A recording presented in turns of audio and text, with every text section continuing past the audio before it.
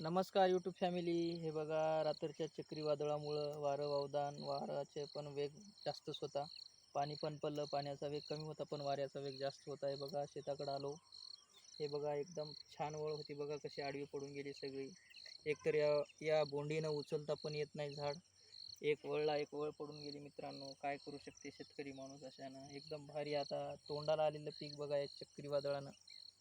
तोंडाला आलेलं पीक या चक्रीवादळानं गेलं बघा. कसे शेंडे आडवं पण लगेच वर निघायला सुरुवात झाली, पण पिकामध्ये याच्यात उभं राहायची क्षमता राहिली नाही बघा. असं झाड उभं जरी केलं तरी पडून चाललंय मित्रांनो.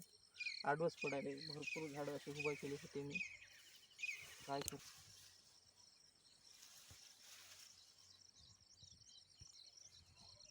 हे बघा मित्रांनो, उभं जरी केलं तरी उभं राहत नाही बघा. हे सगळा आडवा पडून गेला बघा. एक वळ तिकडं तेवढा पडला नाही, पण इकडल्या तरी तुरीचे दाटे इथं भरपूर होते.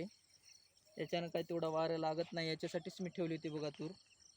तरी पण वाऱ्याचा वेग जास्त असल्यामुळे चक्रीवादळ सगळं तिळाची रांगोळी झाली बघा. काय करू शकते शेतकरी माणूस. काल परवाच पाणी एक झालं लास्ट. याच्यानंतर एक पाणी दिल्याच्यानंतर पा लागलीच तोंडाला आलेलं बघा. चांगलं बघा. हे पा किती फांटे केलंय बघा मित्रांनो. ह्याला पण आहे तीळ, याला पण आहे तीळ, याला पण आहे तीळ. सगळं आपल्याला तिकडं पण दाखवतो बघा मित्रांनो. सगळं आडवा पडून गेला हो तीळ. काय करावं. खूप छान तीळ वाटला, खूप छान. सगळेजण म्हणले काय दिसत लागली, कोणाची नजर लागली किंवा वाऱ्यानं पडून गेला, काय कळणार झालं बघा. सगळा तिळाचा सगळा धिंगाणा झाला. काय करू आता. एकतर उभं बी करता येत नाही याला, एकतर टेकन पण देत नाही. आणि जर चक्रीवादळ रात्रीच्या सारखं आज जर रात्री आलं तर आणि भरपूर याचे आहेत, त्याच्यापेक्षा जास्त नुकसान होते बघा. काय करावं काय नाही, काय सुधारणा झालं बघा मित्रांनो. ते बघा सगळीकडे पडला बघा. थोडाफार पडला असला एखादा कोला तर काही वाटत नव्हतं. सगळीकडे पडून गेला बघा. एक वळ लांब झालेली आहे बघा मित्रांनो. काय करावं काय नाही. खूप अवघड आहे हो शेतकऱ्याचं. तोंडाला आलेलं जाते. आता लागलीच काही दिवसामध्ये 2.5 महिन्याचा तीळ होता बघा. हे मोपून 2 महिने कंप्लीट झाले होते आणि 15 ते 20 दिवसामध्ये तीळ हाताला येत होता बघा.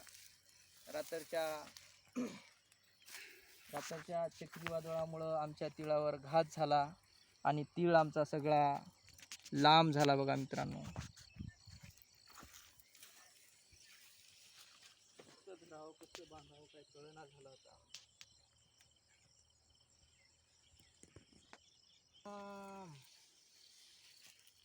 मोडला नाही पण वाकून गेला संपूर्णच वाकला मित्रांनो. संपूर्ण. काय करू शकते माणूस.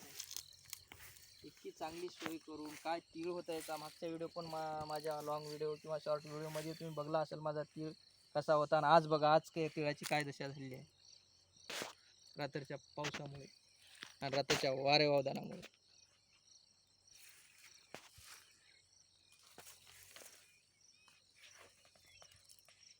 काय करू शकते शेतकरी माणूस काय नाही. किती चांगला तीळ झाला होता बघा मित्रांनो. हे बघा किती माल छान धरला होता याला. असा आडवा पडून गेल्याच्या नंतर काय होऊ शकते. काय बोंडी होती बघा. प्रत्येक जण म्हणू लागला बा या तिळासारखा तीळ नाही. आज या तिळाची दशा निसर्गानं काय करून टाकली बघा मित्रांनो. असं केल्यावर कसं हो. याला आता काय पर्याय मला तर काय कळना गेलं बघा. कमेंटमध्ये तुम्ही जास्तीत जास्त पर्याय सांगा. नवीन असाल तर चॅनेलला सबस्क्राईब करून घ्या, व्हिडिओला लाईक करा, शेतकरी माणसाला सपोर्ट करा. काय नाही.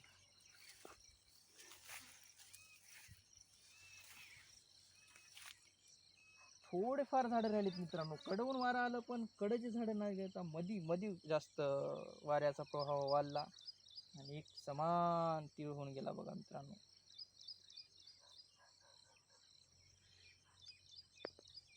त्यावेळेमध्ये दाखवतो तुम्हाला मित्रांनो. त्यावेळेमध्ये तेवढा काय पडला नाही, पण हे एक वळचा लय घात झाला बघा. इकडं पण बराचसा म्हणजे इकडं चाराना पडलेला आहे. इकडं 25% पडलेला आहे या वळीमध्ये मित्रांनो, पण तिकडं 100% पडून गेला बघा त्या वळीमध्ये. हे बघा इथं थोडा झालेला आहे डमी.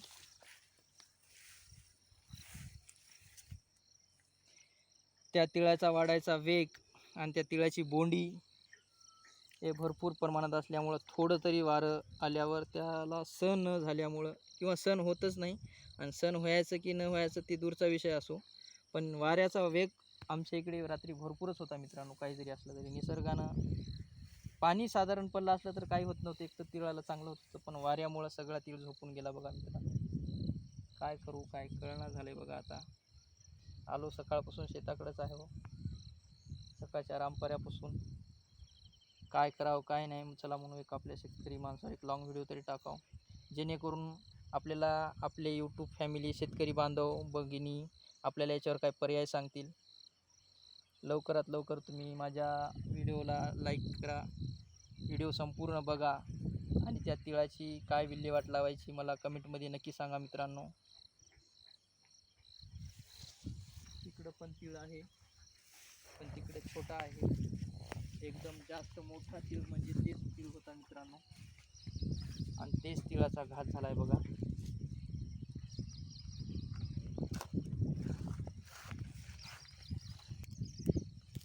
हे बघा मित्रांनो, व्हिडिओ संपूर्ण अवश्य बघा आणि कमेंटमध्ये सांगा या तिळाला आता मी काय करू शकतो आणि काय करू.